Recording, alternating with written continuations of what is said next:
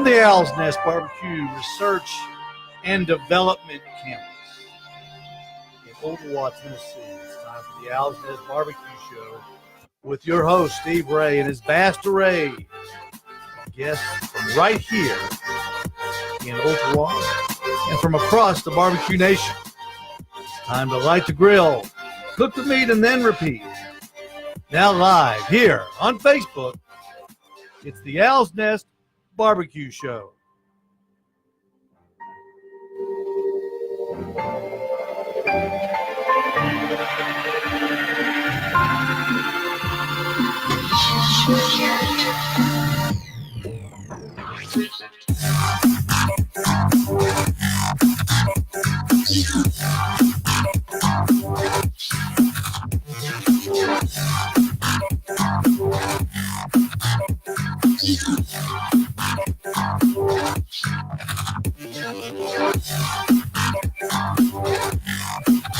Good Wednesday afternoon, everybody. Welcome to the Owl's Nest Barbecue Show. I'm your host, Steve Ray. We're brought to you by my place, Steve Ray's Midnight Oil and Michelin Tire Direct right here in Ottawa. When you need tire service and repairs, especially Michelin tires and Goodyear tires, you need us, the guys at the Midnight Oil. And we're also brought to you by Butcher Barbecue and the complete line of Butcher Barbecue products.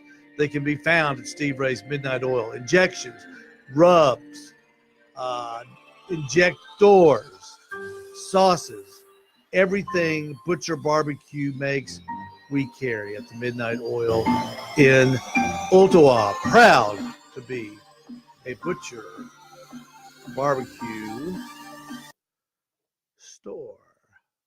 Good Wednesday. It's raining. It's raining. It's raining again. It's all it does is rain.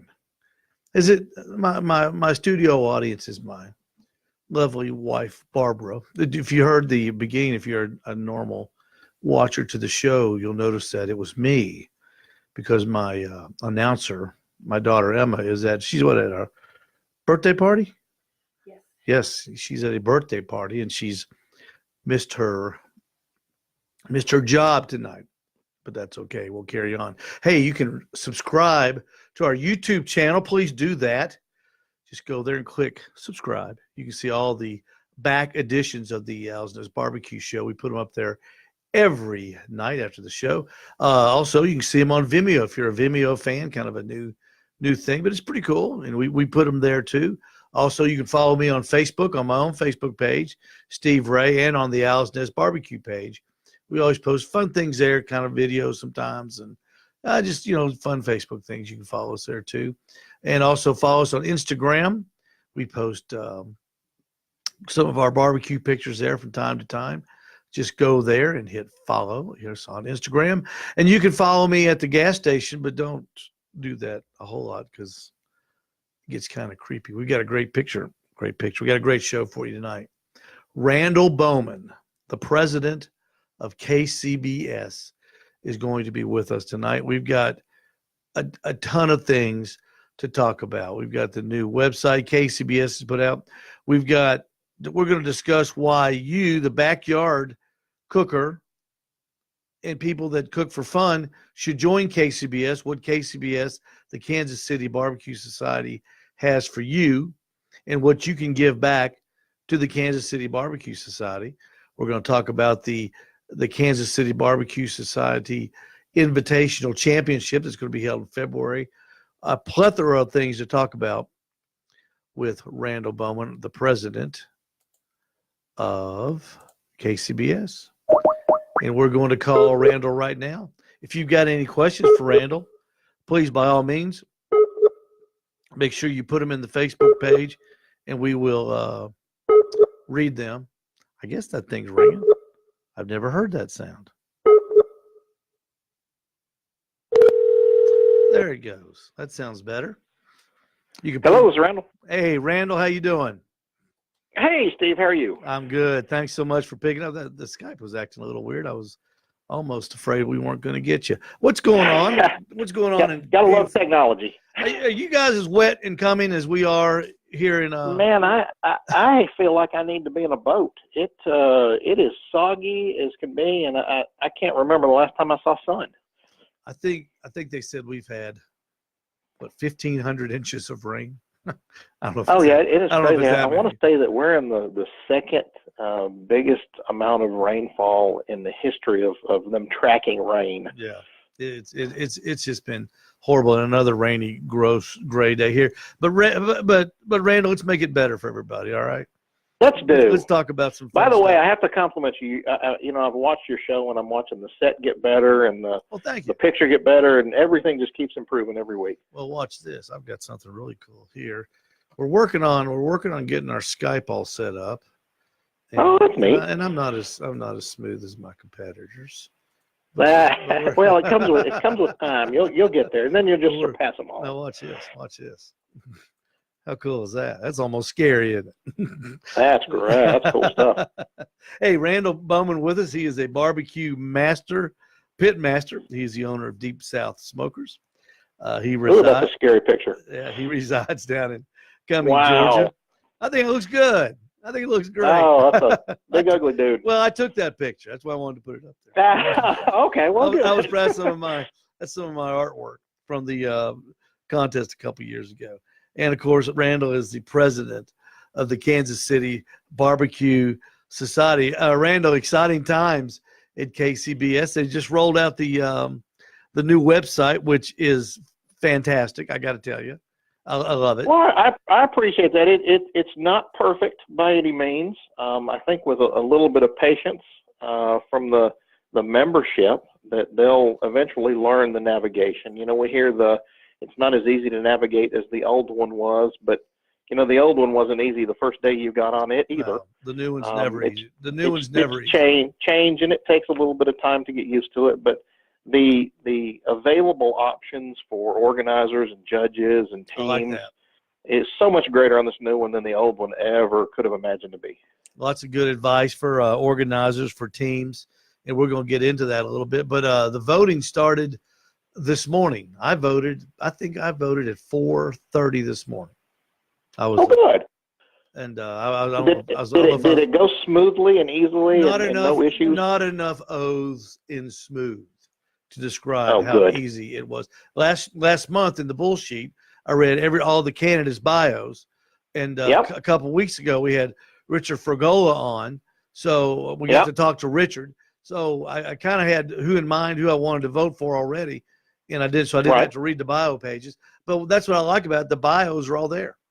So if you're a KCBS member and you said, my wife threw out last month's bullshit, which is forbidden in this house. You never throw out the bullshit. I got a big stack of them about that high. You don't have to. You can go right to the website, can't you? Oh yeah, no doubt. It's the idea was to try to make it as easy as we possibly could for the members to get the information they need and make the educated choice. We used to outsource our voting when we were using the, for back of a later term, archaic architectured website, and it cost a pretty large amount of money. And originally we didn't even consider putting voting into the new web platform, but when we started talking to the platform designer that does it, they have a lot of plug and play modules for this, and voting is one of those things they've done for member organizations, that are much larger than KCBS, and they've got security and the way to audit and certify and all those things. And I will tell you, I got an email earlier from somebody wanting to post on Facebook how many people had voted already. And I don't know all the details of the website. Obviously, I'm not speak that language. So I reached out to our tech committee chair, and he said, no, nobody has access to that. It's probably more secure than any system we've ever used before. When we did test voting, one of our consultants actually messed up on his ballot, and he called the designer and said, can you go in there and change it? And the guy said, I can't even get in there. It's so secure. Once you've voted and locked submit, it's done. There's no way to change it. Nobody has access to it. When it ends, it's set up to end at midnight. I want to say it's the 15th or whatever day the official end is. We will get results, and we won't see anything or know anything until then. Well, we've got 18,000 members in the KCBS, including me, life member. Very proud of that. Wouldn't it be great if we got 50%? Oh, it'd be astronomical. Wouldn't that be fantastic? If we I could know. I get think we had just under 14%, like 13.8 last year. We were right at 14 and some change the year before. We've averaged 13, 14% every year, and it's so sad to see because there's so much going on, and the more voices that are heard, the better off we all are. Well, and that mirrors the national. I think that mirrors the national trends. About 14% of the people that can vote usually vote, and the others just stay home and complain after it's over. When their guy didn't win, and when they could have gone to the poll. And you take a organization like KCBS, you hear that saying, every vote counts. Man, in this one, every vote does count. Oh, it sure does, no doubt. I mean, one vote can make the difference for sure. Hey, let's see. Oh, on the website, this is something that it kind of intrigued me. At first, I didn't know how I felt about it, but the more I thought about it, the more sense it made, and I could see where the board was heading with this. You can go on the KCBS website, and it says join for free. Yes. And I've never seen that before. And I think that kind of maybe is put there to what is that for? I think I have an idea, but I'm going to let you answer. Then I'll. Well, I think there's a few reasons it was ultimately put in. One is we have spent 35 plus years developing our data and our information and our scoring systems and all those things. So we were in the old website. It was just all there for anybody to see and scrape and resell and do whatever they wanted to for it, which is not all necessarily bad, but it's not always all necessarily good either. So to kind of get a grip on that, and some of that now gets put behind the membership sign-in wall. And the other thing is, we don't really have a grasp on how many people cook KCBS events that are not members. Nor from a business standpoint, do you have any way to ever reach out to those people and say, hey, we'd love to show you what we have to offer. Here's some classes in your area. Anything that you want to do to try to help spread the love of barbecue. We had no way to reach out to them. So at least at this point where they sign in for a free membership, they won't get all the benefits that a premium paid member gets, but they will get to look at events and they will be issued a KCBS number. But that way we have a name and a phone number, and we have some information that we know what region they live in. So if we've got some big news we'd love to invite them to happening in Nashville, Tennessee, we know we can hit that area of these people that are not necessarily members and have potential to grow in membership and retain members. Hey, Randall, we earlier today we were talking about the growth of KCBS, and I had no idea that before Barbecue Pitmasters hit the airwaves, that membership was at, you said, what, 8,000 about? We were between 8 and 10 right as Pitmasters launched. And then here we are, 2018, 18,000 members. That is a phenomenal rate of growth. And we're down some members, honestly, this past year. We're probably down about 1,800.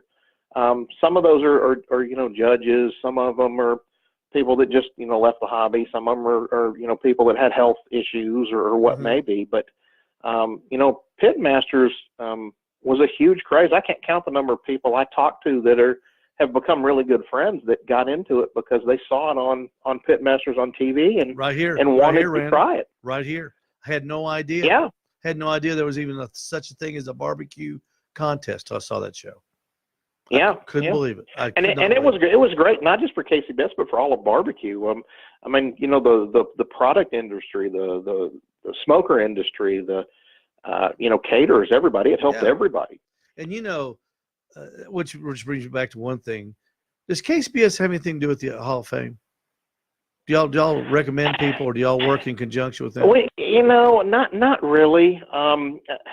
That's kind of an interesting situation. The American Royal actually owns, that and runs that. But I don't want to say we have no say-so, but we have very little say-so over what anybody does.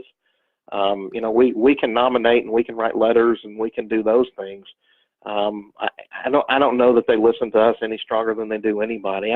I would love to see KCBS itself work into a more historical preservation type area or some aspect of it, because we have so much history in barbecue. You know, a lot of our even founding board members competed in contests before founding KCBS, whether it was well, back then it was the Memphis and May sanctioned organizations. You know, even organizations like the International Chili Society have been around for 50 plus years.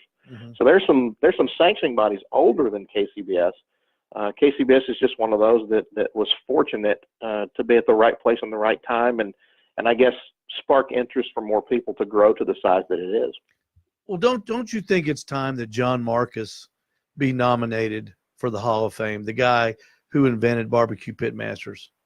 Well, and I'm not sure that he hasn't been nominated. He very well may have. I don't know, but I definitely think that is a part of barbecue that's been huge. John, even the programs before barbecue pitmasters. Yeah, I was going to say people don't realize that there were several tries at this before pitmasters became so popular. Where you remember one year, Dr. Barbecue was the star, Ray Lampe. Uh-oh. We lost Randall. Oh, you there? Yeah, I'm here. You there? Oh, I got you. I hear you now. Before Pitmasters, there was a couple series that John Marcus did. There was one where Chris Lilly and this girl was a host. There was another one where they had this huge contest, and Ray Lampe, Dr. Barbecue, was a star. So people don't realize that those series went on way before Pitmasters, and it was just him keep trying to find the right mix of people. And that's right. And I think he alone is one of those guys that was behind the scenes, but was a driving force and to make it so popular. And I mean, I don't think very much so. He was he was and still is a huge friend of barbecue. He's part of a show on PBS with Aaron Franklin now for Franklin's Barbecue, but he did as much, if not more, for barbecue than just a handful of folks ever have. Well, he definitely deserves kudos, if nothing else, for all that he did. If you get a vote, or if you get a vote or something like that, maybe throw John Marcus's name in there. I'd be curious to see if he got any legs. And what's going to be even funnier, somebody's going to write in or call in and say John Marcus is already in the Hall of Fame and make us both. But I don't. Well, it may. I mean, but I don't think he is. I'm not as big a historian as I should be, I guess. The history of barbecue is fun to watch. We talk about the Hall of Fame and barbecue, what all the KCBS does. I'd like to see more. I'd like to see more things. Well, there are a lot of things for backyard barbecue people on if we're in KCBS. There's a wealth of knowledge there. But a lot of people think that the only thing KCBS does is organize, or not organize, but oversees the competition world. But Randall, they do so much more than that, don't they? Well, they do, and a lot of things that KCBS does kind of go unnoticed too, and that's a shame from a board member's perspective. I've always thought that KCBS should pat themselves on the back a little bit more, and one, just to let the members know, the scholarships that are given out every year. We've given scholarships out for years and years and years, and it's kind of a quiet, untalked about thing. It's there's a lot of benefits come through it, whether it's Team of the Year programs or ancillary programs that are put together through brand partners. Cabo Wabo Tequila did one this year at some events. We have some stuff coming out with the National Turkey Federation for 2019. We've done stuff in the past with, Tyson and Smithfield and Reese's Potato Salad. I mean, there's been all kinds of programs brought through to KCBS members from brand partners. We do a program every year with Bass Pro Shops that's a direct benefit to the members. They actually get paid to do samples and demos at Bass Pro Shops and Cabela's stores. We have a couple of more programs like that in the works for 2019. I think that's one of the one of the cooler things they do. That's neat. Yeah, I mean the goal for KCBS obviously it's a business, so I mean it has to stay at least covering its own expenses to be able to exist. But But the goal is to really spread the love of barbecue however we can, and get new people involved, and celebrate the champions and the ones that have made it successful. And at times, in years past, I think they've done a really poor job of doing some of this, and it takes some time, to change 35 years of history and to revamp a whole system. But I think you're starting to see a little more celebration of champions, a little more giving back to teams. I think you'll see even more and more of that over the next year.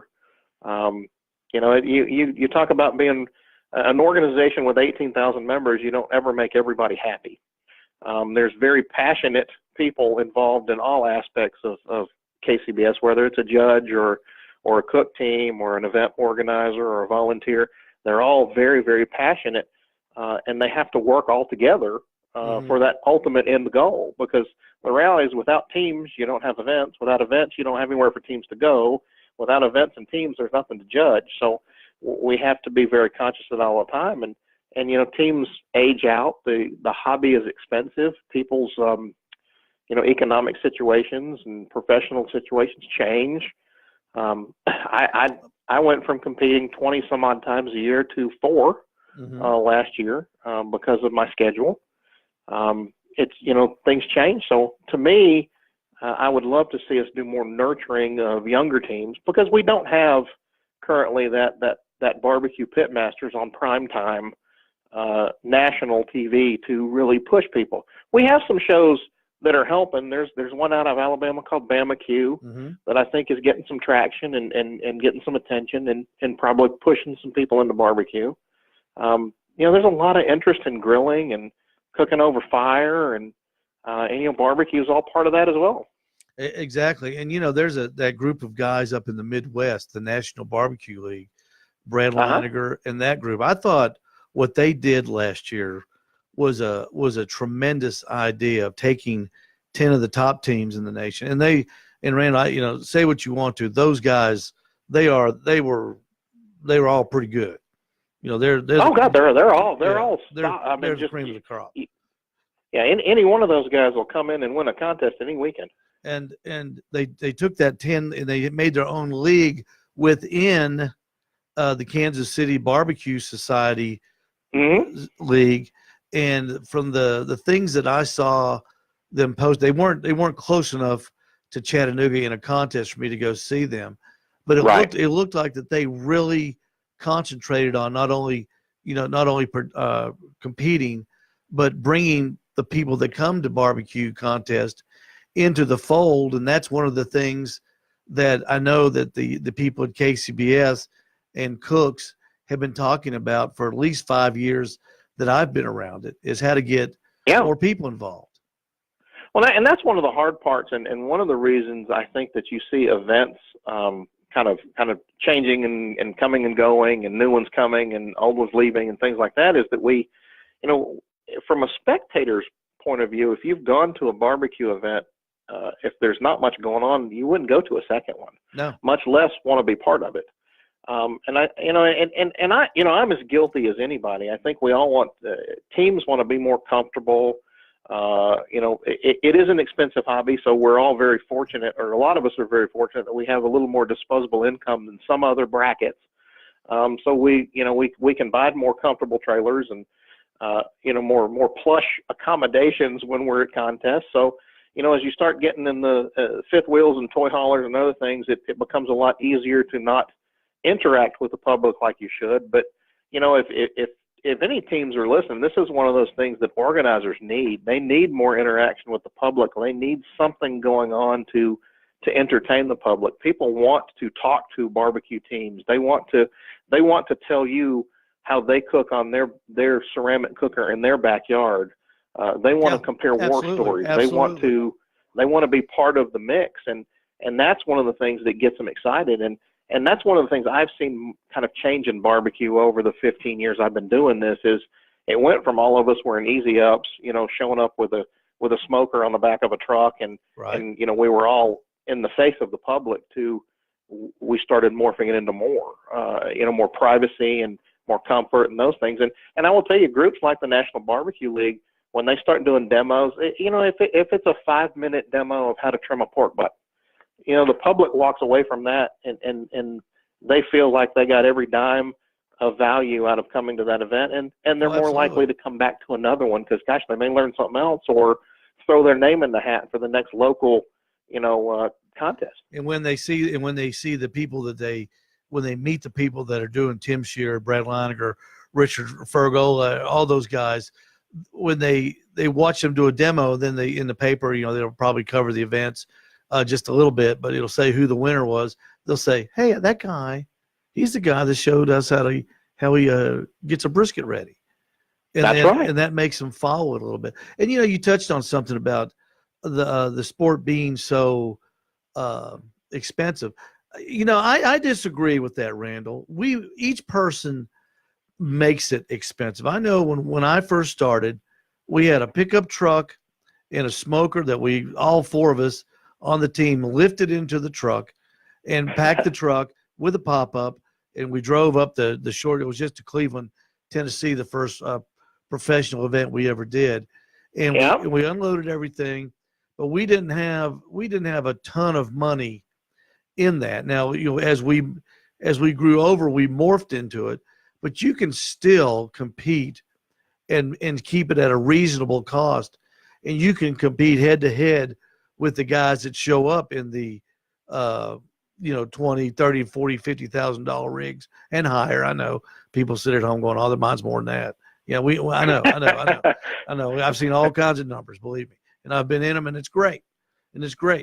But I tell you, when you go to these contests, the people, when we're cooking outside, like I do on the back porch of my trailer, or when I pull it off the trailer and pull it around to the side, people will gravitate towards you. And you hit the nail on the head. You said, "Oh yes," they want to tell you how they cook. They want some sort of an attaboy, or they want some sort of guidance, or they say, this is how I cook. Is that right?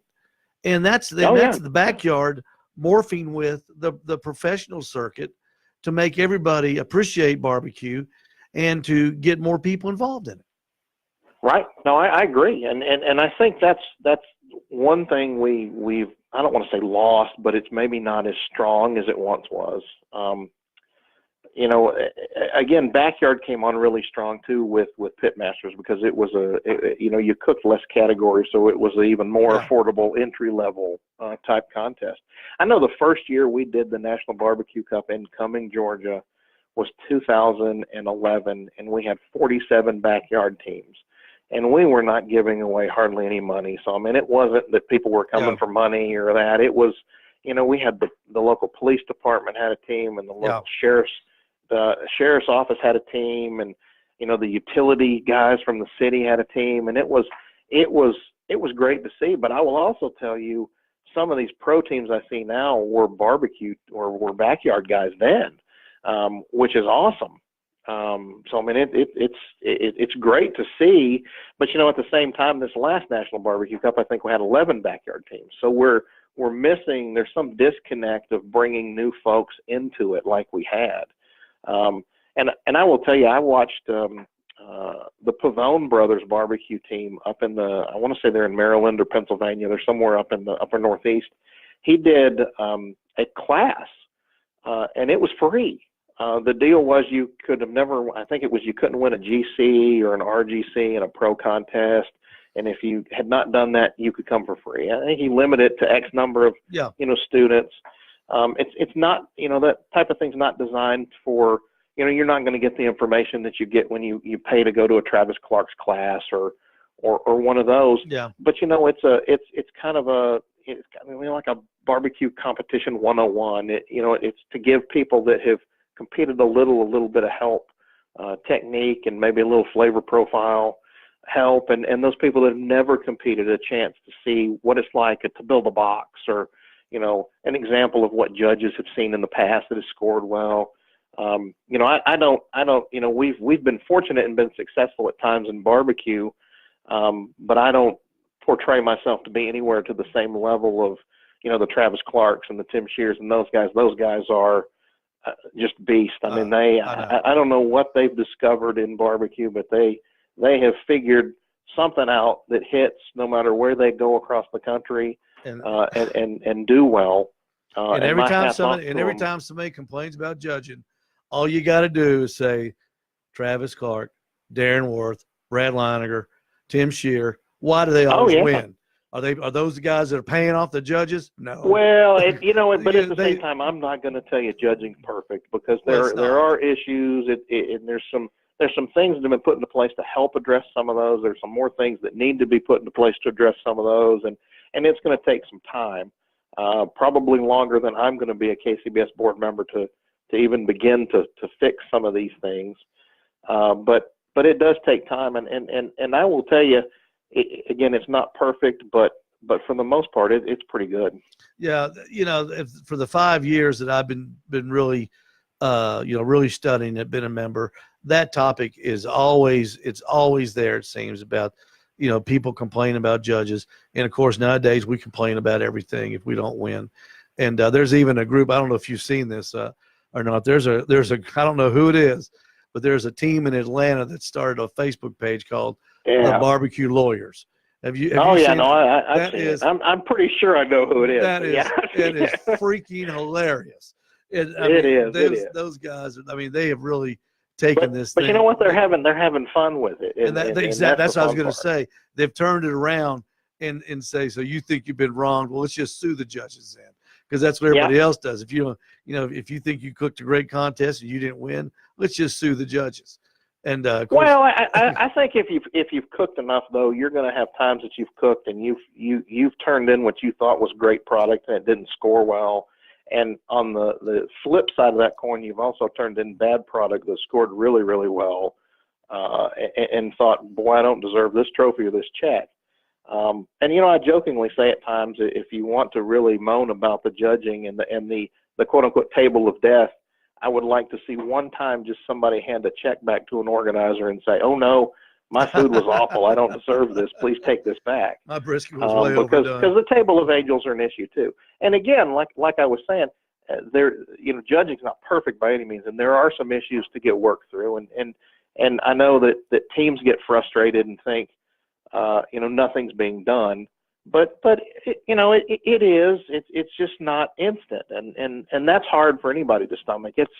KCBS it's an interesting egg anyway. When you get 11 or 12 board members in a room that have to, gosh, I can't get 3 people to agree, much less 11. Mm-hmm. And then not only agree, but everybody should change. If everybody's agreeing, you only need one board member. You don't need everybody. Well, and that's exactly right. And you don't want that, because you want some diversity, you want some interaction, you want them to be able to present all the different sides, so you can make the best decision for the majority. Hey, would y'all lock yourself into that secret room of the rules committee? Secret room. Well, I love this. The secret handshakes. Well, we've got the briefcases of money and all that stuff. Oh yeah, every organization's got the secret room. You know that. Like when we're talking about rules, what do you guys talk about? Do you ever get close to saying, okay, this year no more garnish? Has it ever been one of those things where you get your browbeating one guy in the corner and you said, oh, we need one more vote and we're taking it out, and you're just beating that guy and he's going, no. I will tell you this year's, I've been on the board for 2 years now. This year's board has actually worked really, really well together. There's not a whole lot of arguing. There's not any arguing. There's some heated discussions at times, but I think everybody's, trying to do the best they can. Everybody's got a little different view, and everybody's brought up some very valid points. And at times, there's been people that have changed their mind because they didn't really see that side of it. Okay, well, let's talk about. It takes time to not only agree to make change, but then to find the platform to institute the change. Okay, in the off season. But I'll skip back a little bit, because we were talking about the Pavone brothers, where we kind of got off on this. And I will tell you, I've seen some great things for backyard guys. So one thing that I'm going to do, and I don't have dates yet, we're working on scheduling for the spring and the summer, is to do some free classes for guys that have never won a GC or an RGC. I put it even a little further, guys that have not won a category, because my thoughts are, if you've won a category or two, you've kind of got an idea what you're doing. You're not you're not lost by any means. I really want to try to help those guys that are discouraged. I've talked to, I had a team that cooked 2 contests a couple of years ago, and they were really discouraged to the point that they were basically saying that all 8 of their boxes in the 2 contests have to have been mixed up with somebody else's. My food is so much better than that. It couldn't have scored that way. Yeah. And you know, he showed me pictures, and they weren't the worst boxes I've ever seen, but they weren't finished. They weren't refined. And you know, I felt so bad because he was so discouraged, and already instantly trying to come up with the reasons why it can't be his fault. And to me, those are the people I want to try to help, because competition barbecue is so different than what you do at home. It is. And again, that's not always better either, because honestly, a lot of the food we cook at home, I like a lot better than what we turn in, you know, for a contest. But, you know, there's just so many opportunities to help bring people along. And, you know, I see Tim Shoup in Wisconsin is on here. He does a ton of stuff up there to help young teams along and bring them on. He's done as much for barbecue up in Wisconsin in that area as anybody ever has, to help young teams and nurture them along. And really, that's what we need more of. We need more guys to grab a hold of. Can you imagine if every quality KCBS team just recruited one guy that was interested in barbecue and took them under their wing and tried to teach them? Oh, and let them follow them along. It'd be great. Yeah. I volunteer to go to Darren Ward's class, Trent, right now. Yeah. Because so far, a lengthy line for that one. Because so far, unfortunately, I'm still eligible for your school as you keep lowering the standards. I'm still eligible. That's what's so frustrating. But you know, I'd go there. It's hard, but you know, at the same time, you know, it's not fun to not hear your name called, but you know, we had a much better year when we cooked a lot, and I think a lot of it has to do with consistency and routine and those kinds of things. Frustration. It's hard to go out and compete once or twice a year and be. A lot of it may just be competence too. To feel competent competing 1 or 2 times a year is hard. Yeah, frustration after two events, man. That's, if you get frustrated with that, you need to be. You know, gosh, could you imagine them on a golf course? They'd quit after the second hole. Well, and that's one of the reasons it bothered me so much, because I mean, just looking at the boxes, I knew of so much help that could be done just instantly without even talking flavor profiles or product selection, or because you know, there's so many good products out there now. You know, all the stuff you sell there at Midnight Oil, every one of those you'll find in just about anybody's trailer that's successful. Mm-hmm. You know, between the Heath Riles and the Barbecue Superstore lines and the Swamp Boys and Blues Hogs, there are so many super high quality brands out there that'll get you in the ballpark. I mean, there's no telling how many sauce contests have been won in KCBS of somebody opening a jar of a manufactured sauce like Blues Hog or one of those and just pouring it in the cup. I couldn't even imagine putting a number on that, but I bet it's huge. Yeah, because everybody uses it, and most people like it. That's like on a steak contest. I always thought, what if you just went in there and put A1 on it? Because I mean, it's the biggest steak sauce in the world, and everybody loves it. You know, and then we always try to outthink everything, and you know, put some sort of a flavor profile that's only we like, and then we turn it in and we get discouraged because you know, the judges didn't like it, and the guys that put the same thing that everybody else put on it, they win. But is there any, when y'all do the rules thing, do y'all talk about like one of my predictions for 2019 was I said that KCBS will, for 2020, will allow electric cookers or propane powered smokers. And do y'all sit around and talk about stuff like that? I mean, not really. You know, the every board member kind of gets assigned a committee or two in our first of the year strategic planning board meeting.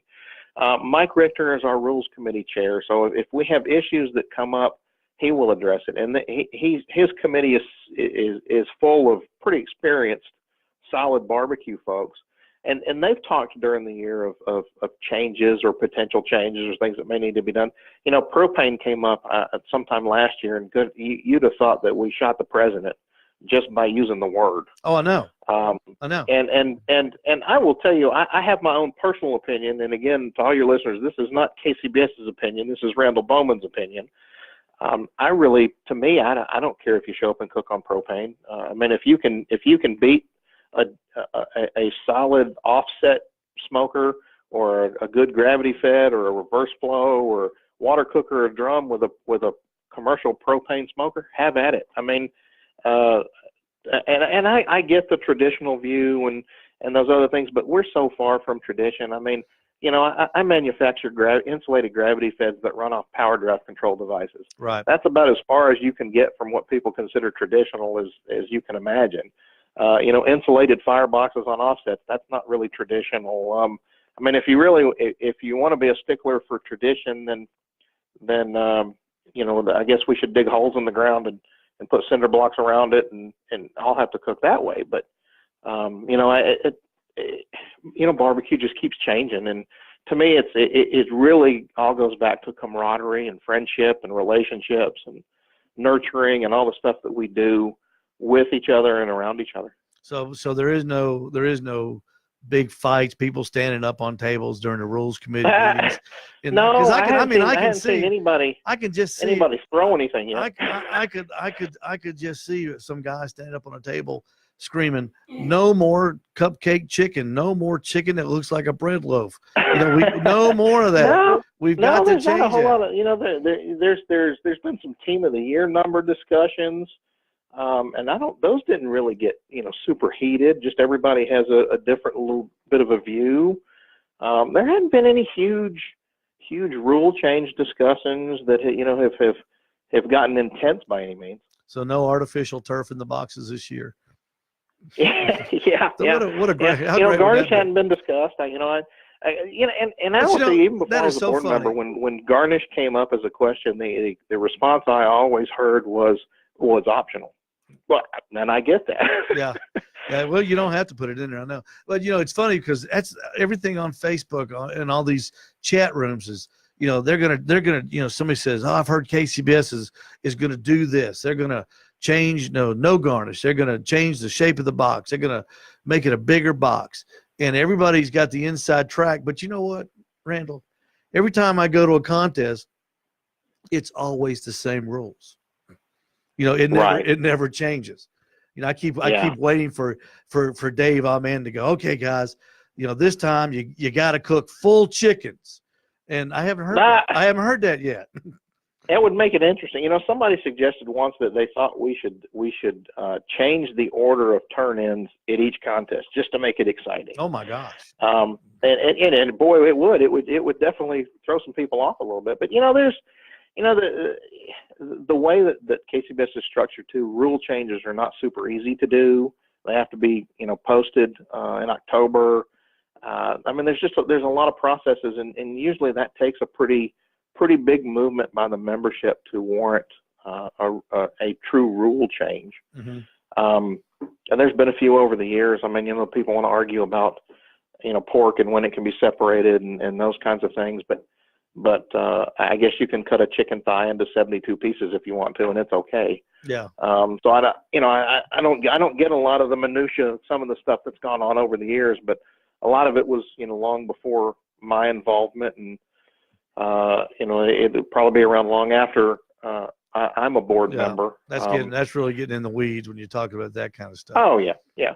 Well, and unfortunately, as competition barbecue got more popular, money started coming into it, and you start talking about brand partners and, hundreds of events and thousands of members. It does become a different animal, not necessarily bad or good, just different. It's definitely very important to find the fun and keep the fun. And those are some of the aspects that are not the same as they were, that takes us all. There's no I in team, and we need to all work together to try to do it. There's a lot of very good, strong, intelligent folks out there that have some great ideas. But rather than fight and battle with each other, if we can find a way to work together to make changes, we can all do it. Hey, before we go, let's talk about the big event in February, the KCBS World Championship Invitational. How many teams have signed up now? And that's going to tell us everybody where it's going to be at. It's at the Little Rock. It's at the Arkansas State Fairgrounds in Little Rock, Arkansas. And I believe you had Jason Cole on at one point. He kind of talked about it and how they selected it, and they looked at a bunch of different facilities. And part of our issue was time of year.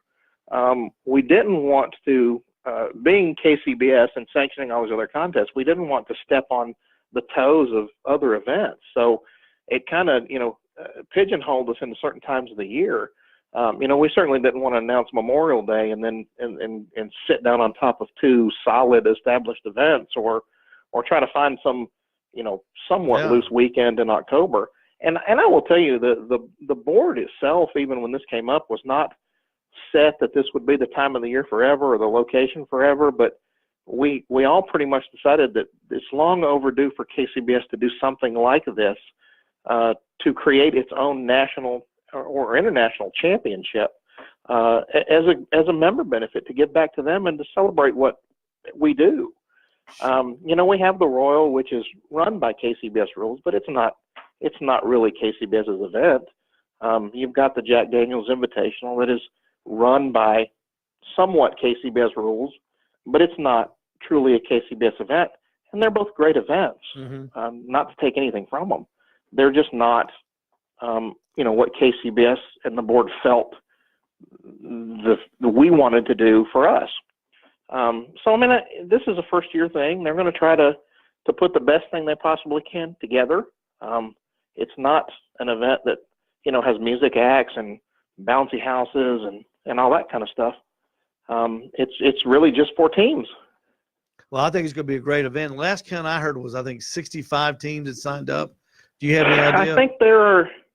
I think there's about 84, 85 that are actually signed up. I think that's pretty good. I think that's pretty good. And I think there's 72 or 73 that are qualified, paid, 100% locked in. Yeah. But I will tell you, we're getting. I think we had 2 or 3 yesterday. So it's just at that time where some of the teams are starting to really look at it. And we knew it was going to be late signing folks up. It's the turnout's not as great as we wanted, but this is not a for-profit event in any kind of way. This will cost KCBS money to operate. Even if we had 500 teams sign up, we would raise the prize purse. We would do more, because the goal is for this to not ever be a profit center. The goal is for this to be for the members. Well, I think 85 teams isn't bad for a first year event, and I think if it shows coming off as a class act, and you do crown a champion of KCBS, not to take away from the team of the year. I think the Brad Leininger and the Boomerang Barbecue battling it out over what each of them did over 50 contests this year, which is it was unreal to watch what those two guys did. Because there's only 52 weekends in the year, and I think they both did 53 and 54 contests, which is just. It was a few years ago when Travis Clark with Clark Crew and David Qualls with the American Dream barbecue team were battling it out there towards the end of the year, and that was an exciting year. And we saw True Bud and Warren County Pork Choppers battle it out one year really close, but. To cook, 50, 52, 53 events is just, I can't even imagine it. I can't even imagine cooking for team of the year, because, I don't know the exact numbers, but gosh, you've got to be in the 35, 40 range to really have a solid, legitimate chance. And, some people don't like that. Some people say it's too hard, blah, blah, blah, it's too expensive, blah, blah, blah. But you know what? For the person that does that, to me, that shows a dedication to, number one, to themselves, to their craft, and to the Kansas City Barbecue Society, that it means enough to them that they're going to come out and they're going to support the people that put on the contest, because that's something I wanted to get to. We're not going to have time about it. You talk about expense. Try putting a contest on, as you well know. Yeah, as you well know, you think that competing is expensive. All the stuff that cooks now expect. Like we need to be treated with a red carpet. Like, when we pull up, where are the archangels that direct us to our campsites and stuff like that. That kind of stuff's getting out of hand, if you ask me. We need to go back to the teams show up. You bring your own water, you bring your own power, and you turn in your food this time. Good luck. And And that's what I think we need to get to. But anyway, those guys that cook all those contests, and especially the guys that finish in the top 10 in the team of the year, I've got nothing but the utmost respect for them. And I wish one day if I can retire when I've still got a few good, limber years left in me, I'd love to try that, because that would be just a fantastic way to spend a year. It would be on the barbecue trail competing for a team of the year. Well, and I will tell you, I think the team of the year is a fabulous program. I think it needs to be tweaked a little bit. I think there's some, to make it a marathon like it has been, I think is makes it tough. But there's some other things I'd really like to see instituted. I'd like to see people rewarded more for their first GC or their, maybe their fifth GC. I think there's some other programs that can be instituted to help nurture people along and keep them excited. I know your listeners out there, anybody that's won a GC can remember that first one.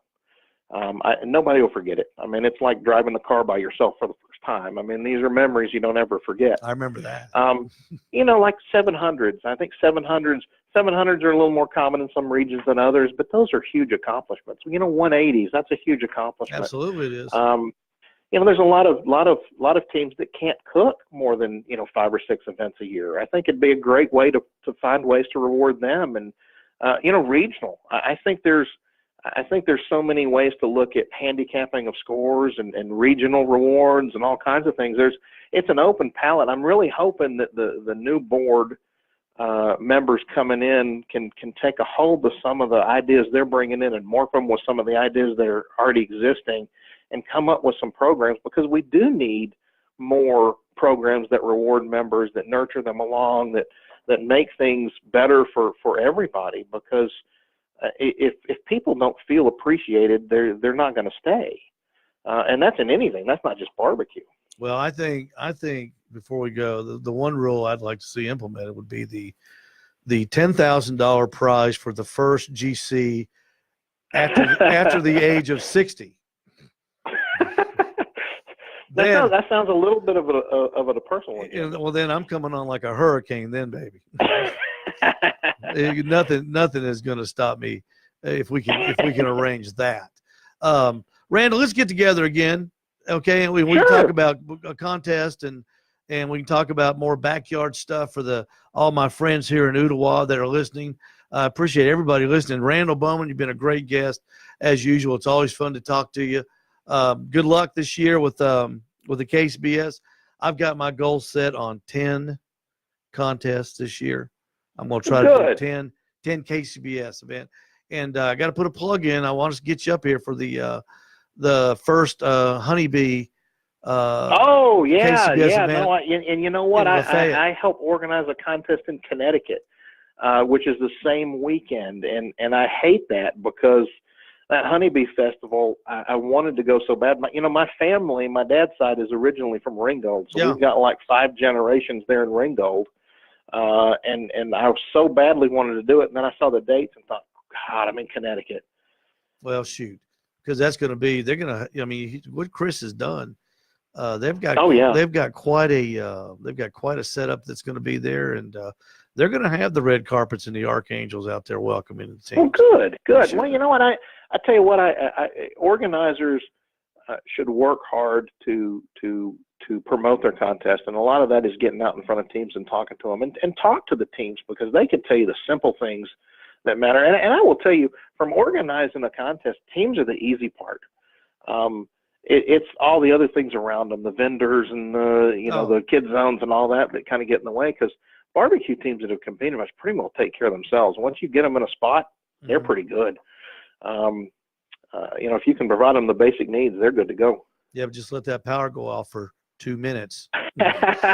Well, but a lot of folks are good with that too. So you just gotta be proactive and keep them in the loop. We were at a contest in Rome, Georgia one time. The power went out, and I watched some guy lose his mind.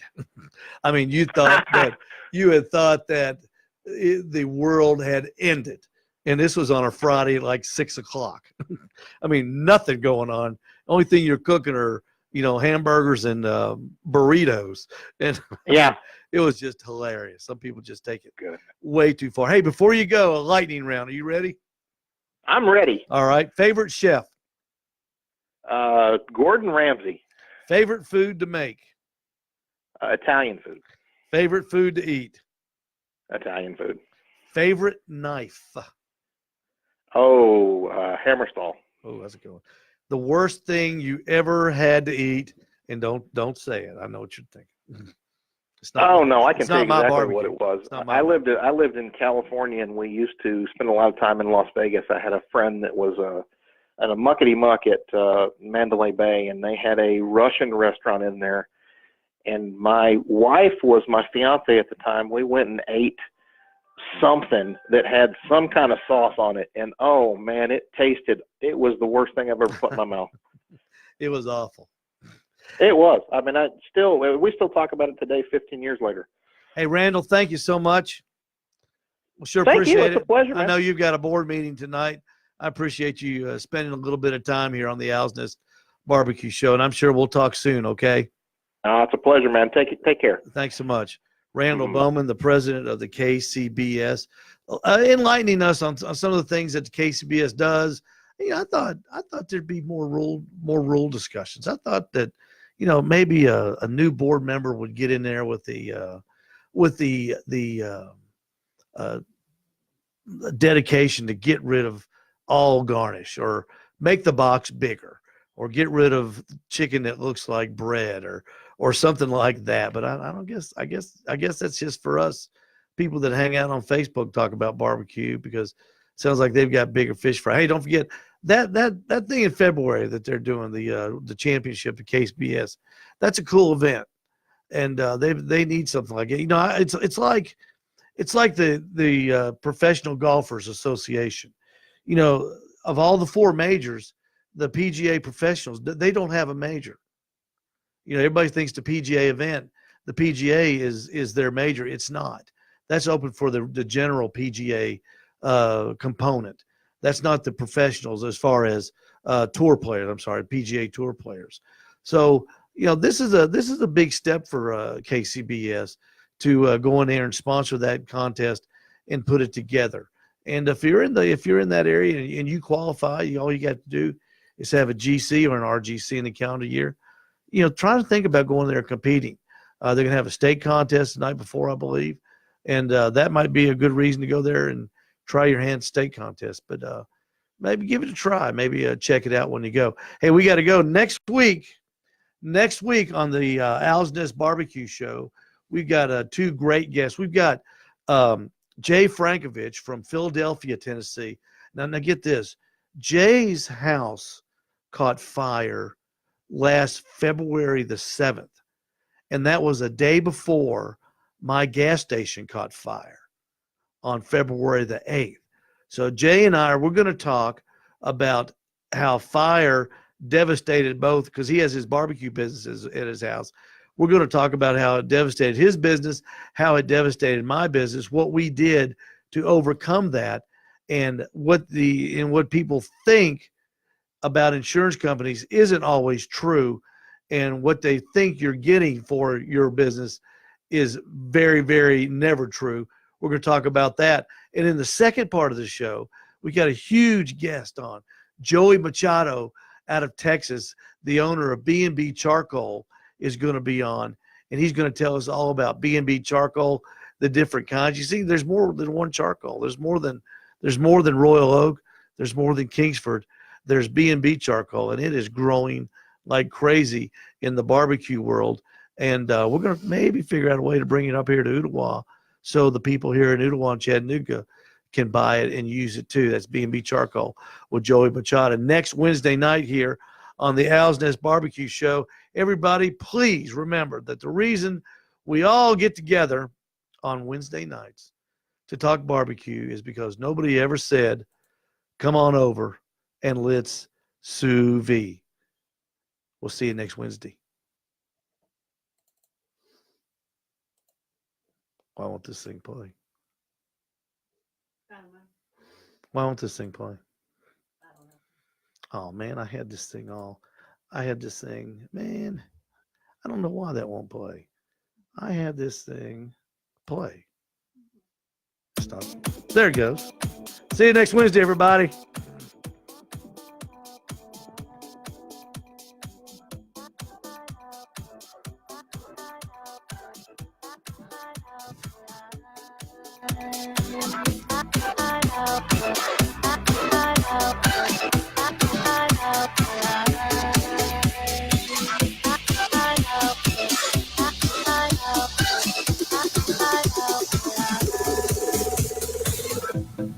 Close my eyes and I see the silhouette